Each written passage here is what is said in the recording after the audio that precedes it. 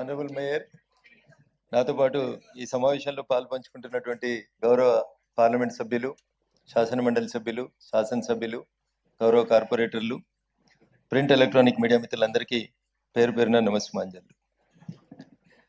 తెలంగాణ ఉద్యమం ఉవ్వెత్తున ఈసిపడుతున్నప్పుడు జయ జయ హే తెలంగాణ జననీ జయకేతనం అనే గీతాన్ని రచించి తెలంగాణ ప్రజలందరినీ మేల్కొల్పి తెలంగాణ ఆకాంక్షని నెరవేర్చాలనేటువంటి లక్ష్యం కోసం అనుక్షణం జీవించి పదవులు నామినేటెడ్ పోస్టులు ఏం రాకున్నప్పటికీ కూడా ప్రజాకవిగా ప్రజల పక్షాన నిలబడి ప్రజల గొంతుకగా నిలబడినటువంటి అందశ్రీ గారి మృతి తెలంగాణ సమాజానికి తీరని లోటు.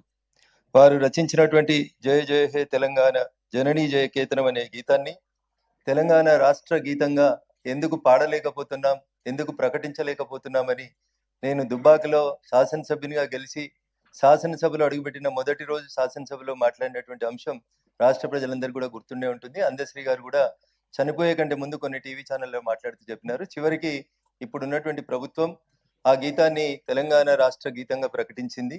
అది దివంగత అందశ్రీ గారికి దక్కినటువంటి గౌరవంగా నేను భావిస్తా ఉన్నాను. జై తెలంగాణ నినాదంతో రాజకీయాలకు వచ్చినటువంటి నాలంటోలకు అనేక మందికి స్ఫూర్తినిచ్చినటువంటి వ్యక్తి గౌరవనీయులు అందశ్రీ గారు. ఈరోజు వారు మన మధ్యలో లేకపోవడం అనేది నిజంగా బాధాకరమైనటువంటి విషయం. వారి కుటుంబానికి ప్రగాఢ సానుభూతిని తెలియజేస్తూ వారి ఆత్మకి శాంతి చేకూర్చాలని భగవంతుని ప్రార్థిస్తా ఉన్నాను. నేను శాసనసభ్యునిగా పనిచేసినటువంటి 3 సంవత్సరాల్లో నాతో పాటు ఉన్నటువంటి శాసనసభ్యునిగా పనిచేసినటువంటి జూబ్లీ శాసనసభ్యులు గౌరవనీయులు మాగంటి గోపీనాథ్ గారు సౌమ్యుడు, జనరల్ ఎవరితో కానీ ఎలాంటి ఇష్యూస్లో కానీ విభేదించకుండా గొడవపడకుండా తన పనేందో తను చేసుకుంటూ పోతున్నటువంటి మరొక శాసనసభ్యుడు గౌరవనీయులు మాగంటి గోపీనాథ్ గారు మన మధ్య లేకపోవడం అనేది బాధాకరం.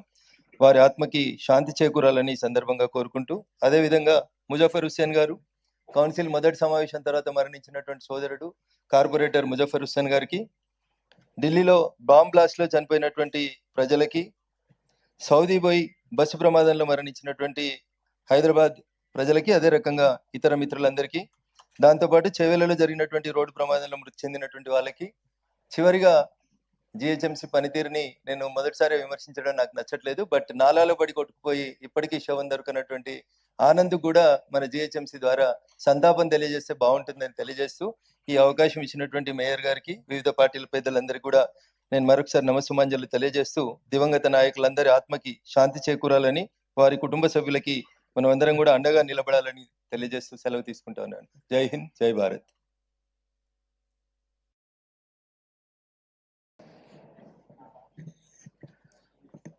జిహెచ్ఎంసి ప్రాతినిధ్యం వహిస్తున్న